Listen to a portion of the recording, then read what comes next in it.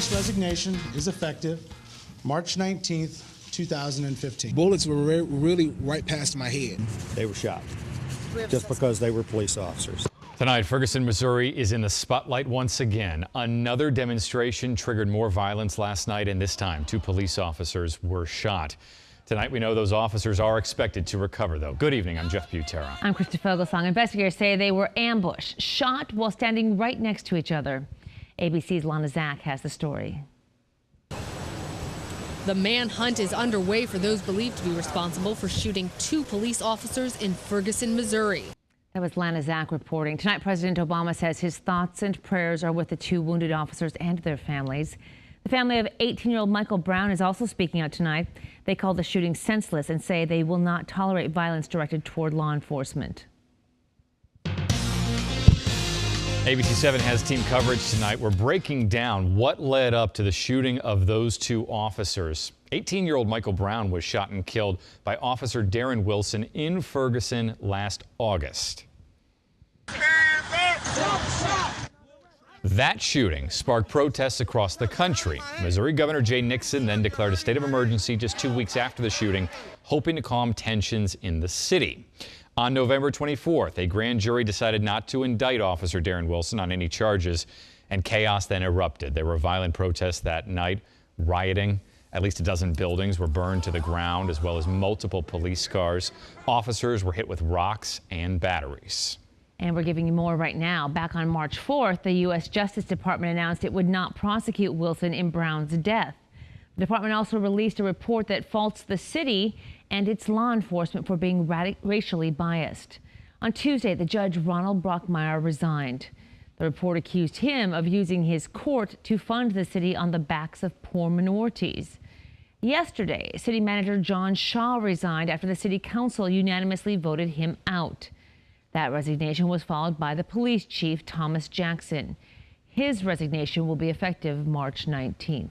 Also, Attorney General Eric Holder is now trying to deal with distrust between law enforcement and the community. So now, 6 cities will be part of a national initiative focused on building community trust and justice.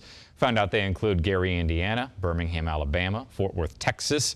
Remember, you can always stay with ABC7 to get more. We'll update the Ferguson shooting on air and online, abc-7.com. In other news tonight, ABC7 continues to follow a deadly tragedy off Florida's coast. Emergency personnel say they no longer expect to find survivors among the 11 military personnel on board that Black Hawk helicopter that crashed Tuesday night.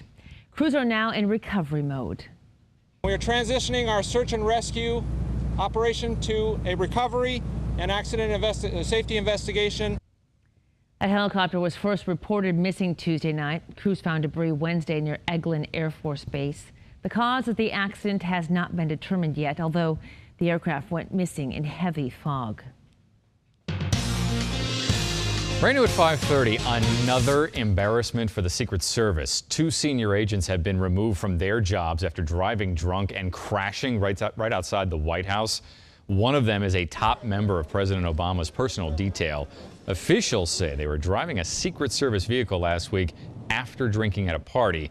They drove the car right through security tape at the White House. A Secret Service supervisor on duty at the time sent the agents home without giving them a field sobriety test. The most important part is that you have 2 Secret Service agents, probably armed, in a government car in some state of inebriation. And that's just a no-no to begin with. The leaders of the House Oversight and Government Reform Committee issued a statement saying this event shows a clear lack of judgment in a potentially dangerous situation. Racism is a choice! Racism is a choice! These protesters last night rallied right outside a former University of Oklahoma student's house. That's the house. A Dallas advocacy group led the peaceful protest right outside Parker Rice's place. He was the student expelled after leading that racist chant on a fraternity party bus. About 20 demonstrators marched up and down the street yelling, as you heard, racism is a choice and racism is taught. Rice has apologized for the chant that he led along with another student aboard that bus. Tonight, ABC7 is learning a miracle baby who was rescued from a submerged vehicle has been released from the hospital. The 18-month-old girl who survived a fatal car crash in Utah is doing better tonight.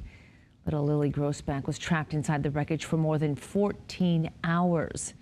Her mother did not survive, but a GoFundMe campaign has collected more than $50,000. The money will be used for her mother's funeral and Lily's hospital bills. Caught on camera, a driver in Aurora, Colorado plows through a pizza restaurant. It's coming right here. And did you see the woman right there in the center of your screen? She got hit by the car, ended up on top of the roof, and then bounced right back up again. Here it is again. You just missed it, but she actually just got right back up again. The people inside the car say, just an accident. The driver meant to hit the brakes, hit the gas instead. That seems to be the common reason this happens. Despite the damage, the restaurant owner says, we're still open, we're still making pizza, even though we don't have a front window right now until they get it fixed. And take a look at this. Ex-WWE star Victoria came face to face with an intruder at her restaurant in Chicago. Man had a gun, and she says he was making trouble in the women's bathroom. When Victoria's husband approached him, they got into a scuffle, and then he body slammed the intruder. He was later arrested. Victoria says the suspect definitely crossed the wrong person. New tonight on ABC7, a Texas mom says the San Antonio Aquarium denied her son entry because he is autistic. The mother claims the employee even told her son that he was dangerous. Well, she says all she wants to do is protect her son. The aquarium says it was just trying to protect the animals. Ramona Vieta says her 5-year-old son, Junior, is very affectionate. And right now, ABC7 is giving you more. This incident comes after Walt Disney Parks came under fire for claims of discrimination against autistic children as well. 27 families are suing Disney over its new program called Disability Access Service. The parents say the program does not assist children with autism at the parks. They are seeking damages under the Florida Civil Rights Act. New tonight, a teenage girl was attacked by a fellow student, and it's all on cell phone video. And now her mom wants answers. My daughter's only 98 pounds. She's a tiny little thing. It's terrifying to see your daughter go through something like that. Her daughter says she has no idea what provoked this attack, but the girl who was recording was also in on it. The video is now spread to social media. The victim's mother says she wants her daughter's attacker and the accomplice punished for what happened. I don't know if these students have been expelled or suspended in any way. I have no idea. I've asked for more supervision outside for when the kids are changing classes, and they tell me that they don't have the staff to do so. The school district says they're addressing the matter. The girl who was attacked now has a restraining order against that other girl.